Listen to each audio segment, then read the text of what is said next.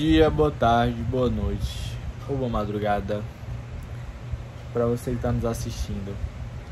Eu me chamo Ari Souza, sou advogado, sócio fundador do escritório GS Advocacia Especializada e especialista também em Direito Médico e em Ciências Criminais.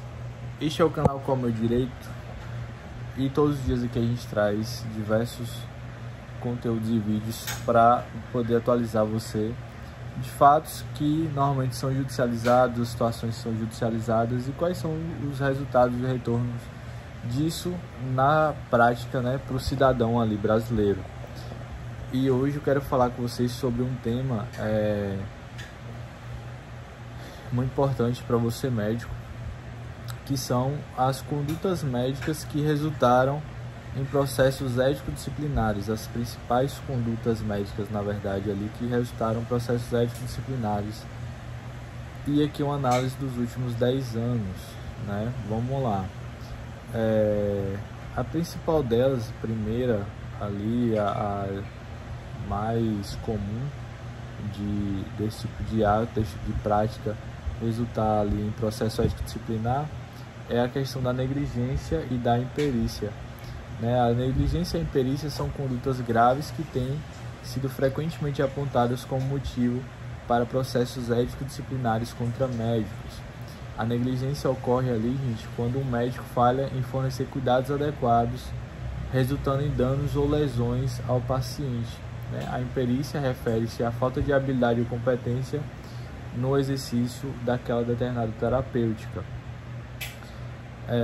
E aqui dois exemplos, por exemplo, um exemplo de erro diagnóstico, falta de acompanhamento adequado de pacientes em estado crítico, prescrição incorreta de medicamentos, falha durante cirurgias, entre outros. Aqui na questão da prescrição incorreta de medicamentos, a gente verifica que de fato, às vezes a diferença entre o que cura e o que mata é a dose, é a quantidade. Então às vezes a gente vê muita prescrição indevida ali de medicamentos e não em si o medicamento está errado, mas especificamente a quantidade, quanto mais acaba prejudicando. Bem como existem determinadas terapêuticas, ali no exercício profissional, que a depender do quadro do paciente não é possível aplicar determinado medicamento.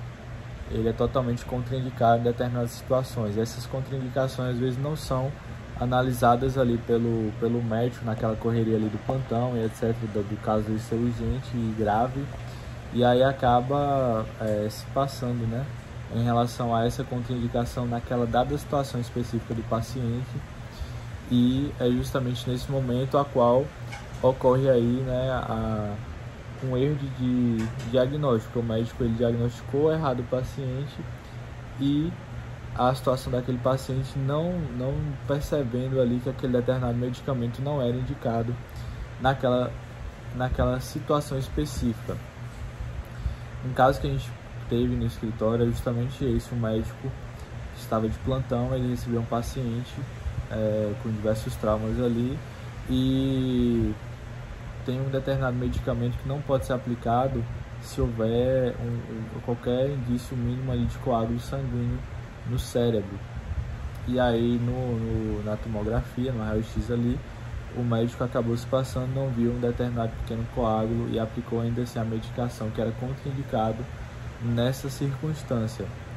A medicação ela é indicada para o caso, porém se tiver coágulo cerebral, por menor que seja, não era indicado, e o médico ainda assim acabou se passando em relação a não perceber esse coágulo aí, não se ateve a esses detalhes. São muitos detalhes, gente? A medicina é extremamente complexa. Uma outra conduta, é a questão da quebra do sigilo médico, Isso aí é uma infração grave e muitas vezes acaba gerando ali os processos ético-disciplinares, que nada mais é do que uma violação séria, à ética médica, a quebra de sigilo médico. E aí, uma outra questão aqui é o relacionamento inapropriado com pacientes, estabelecimento de um relacionamento adequado profissional com os pacientes é essencial, na prática médica. O envolvimento emocional, financeiro e sexual dos pacientes é considerado antiético e pode levar a processos disciplinares. Prescrição inadequada de medicamentos, já falamos aqui, mas é algo que vale frisar, que já trouxe bastante processos ético-disciplinares nesse sentido também. E violação dos princípios do consentimento informado. O consentimento informado é um princípio ético fundamental, né, que garante que os pacientes estejam plenamente informados ali sobre os procedimentos médicos propostos e riscos envolvidos, benefícios esperados e alternativas disponíveis, né?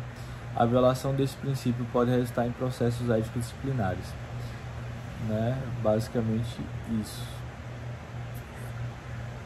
Pois bem, gente, esse foi o vídeo de hoje e até o próximo.